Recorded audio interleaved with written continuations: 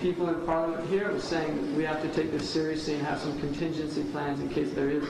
There's going to be something's going to happen. They just don't know the extent of it. Newsweek, January 2nd, 1997, had an article called "The Day the World Crashes," and they had worst case scenario, best case scenario, and even the best case scenario, there were a lot of problems. The worst case scenario was what he said. It'll be like Beirut or something like that. I mean, it's sad they use that as an example. Who do the scholars consider to be mujaddid of the past 100 years? I don't know. There's a sahih hadith, إن الله يبعث على رأس كل قرن من يجدد هذا الدين. Allah will send at the head of every generation somebody who renews the deen. And some of the ulama say the man there does not indicate that it only has to be one, that it can be more than one person. Generally, the ulama recognized certain mujaddidun, like Imam Shafi'i was considered a mujaddid, Imam al-Ghazali was considered, radiyallahu anhum, was considered a mujaddid, and many others throughout history. Is the World Cup and other competitions, part of the Dajjal system? Time went so fast, but I really wanted to go through each one of the areas and I had slides for it and everything, but I just didn't get time to do it. There are each area of this system, which you can identify at the political level, the social level, educational level, medicine, all of the different, the Dajjal, there is a system here. It is Dajjalic by nature. Sports is a major part of it. All right, and there was a beautiful poster here they had big in England that I saw last time I was here, and there was some, skinhead type person jumping up and down in seat, and it said, for some people, soccer is their religion. And then on the bottom it said, we know how you feel. And it was an advertisement for a sports channel. And the point is, that is not hyperbole.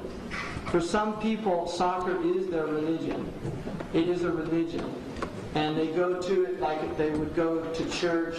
They learn, their saints are all the heroes. They want to be just like them, the soccer players. Pele is probably at a level of prophet or something like that. Some people give no importance to Salah. They say we have to establish Khilafah. I haven't met any Muslim that does that, personally. I haven't. There are Muslims that emphasize Khilafah, and the Khilafah, it's true, we're lacking Khilafah, and our enemies recognize that. If you read Samuel Huntington's book, one of the things he says is that the Muslims, since they've lost their head, even though it was a titular head that did not have real authority or power, he said they have not been able to regain any type of cohesion. And that is true. And we do need a khilafah, there's no doubt. And that is an important element of it. I think where we'll get into differences is what is the methodology that will bring that about.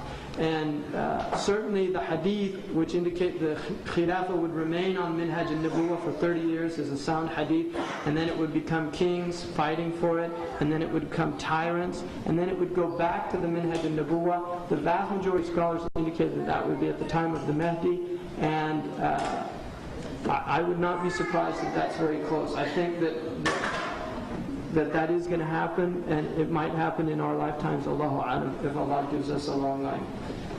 Generations before thought there was an age, was the last age, yet they survived. Like the generation before, you haven't, you got it wrong. I'll tell you something. This is a really valid question, but what I would say to you, my answer to you is, you should live your life as if the hour was going to happen tomorrow. Maybe I am wrong, but I have to live my life believing that it could happen any time, because that will prepare me psychologically for my own last hour, for my own Y2K crash, my computer crash, when I die, when I end. Because that is a sa'a.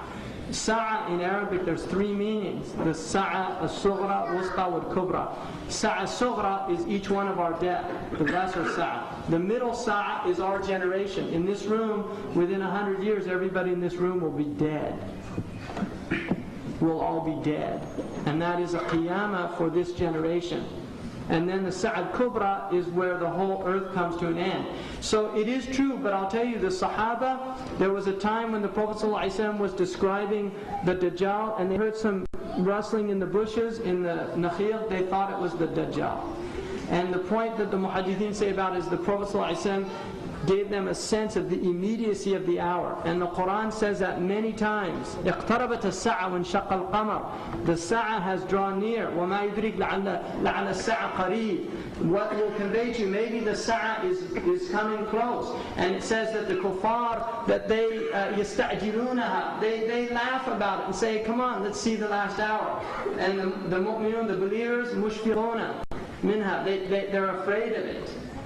Right? So you should live your life as if it could happen any time.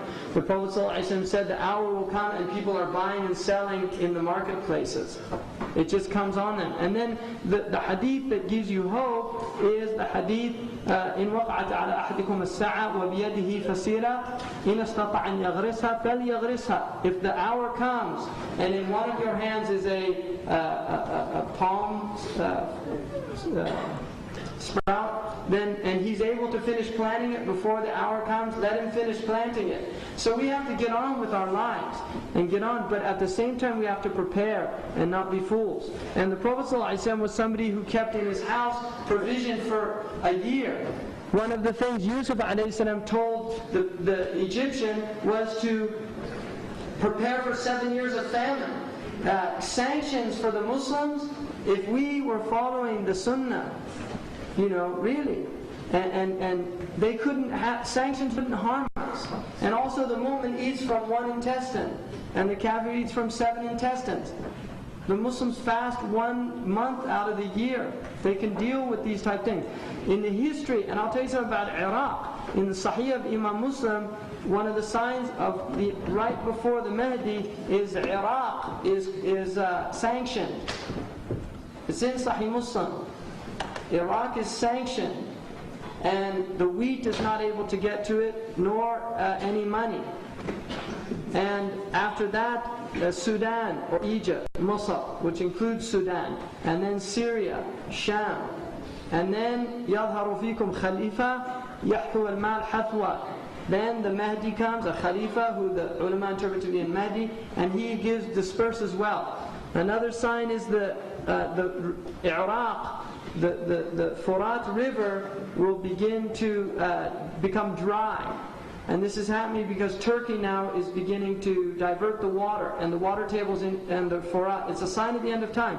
And the Prophet ﷺ said that the river will uncover a bedrock of gold. In a riwayah kanz min al-dhahab, and in a riwayah jabal, a whole mountain of gold. And when that gold is discovered, many people are going to kill over it. They'll kill for it to get that gold. So that hasn't happened yet.